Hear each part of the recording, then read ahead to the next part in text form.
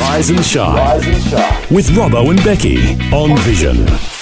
It's that time of the week again. It's Wellness Wednesday, and Dr John Warlow joins us. Hey, Beck. Thank you. I love it. Robbo, so good to have you love back. it. It's so good to have you with us, John, because you're a Christian psychiatrist, and we were just chatting off air about the fact that when I was growing up, I grew up in quite a conservative Christian home, and I mean, the thought of visiting a psychiatrist would have just been anathema. Like, you just would think you don't need to go to a psychiatrist, you don't need to admit you're feeling depressed or anything like this.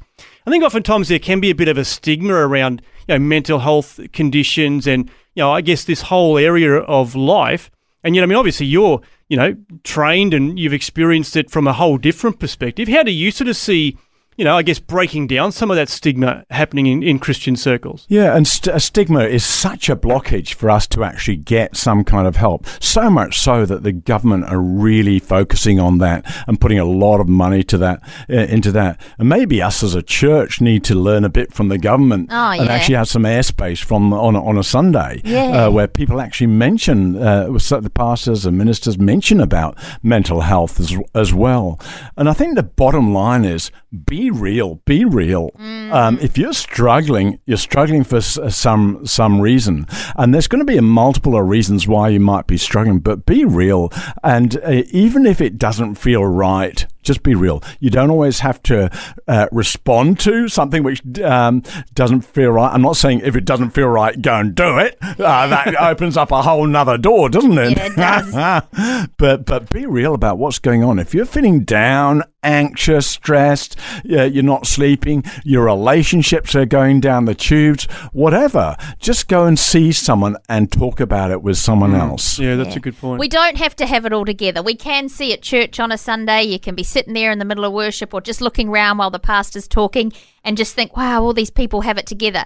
But you know what? They probably don't. We just don't tend to talk about it in church, and I think we need to more, right? I think so. And in fact, Jesus went to those who did not have it all together. Yeah. If you looked around, not the church, but the friends Jesus was with, you'd say, seriously? Yeah. He's with those? Yeah, that's right. Yeah. And I mean, he said that, didn't he? He said, I haven't come for the well, but for the sick. Like he's actually saying, I want to, restore these broken lives. And so, I think we can oftentimes, as you said, put on this wonderful mask of everything's wonderful and good, but often it's not. It's not often, and I think the wonderful thing is that, he came for the sick, for those who are not healthy. And we can be sick in some ways in every part of our life. I mean, just that, like in Psalm 139, 23 and 24, a real favourite of mine, is search me, O God, know my heart. Yeah. Try me and know my thoughts. See if there's any wicked ways in me. Hey, help me to be real about what's going on in the whole of me.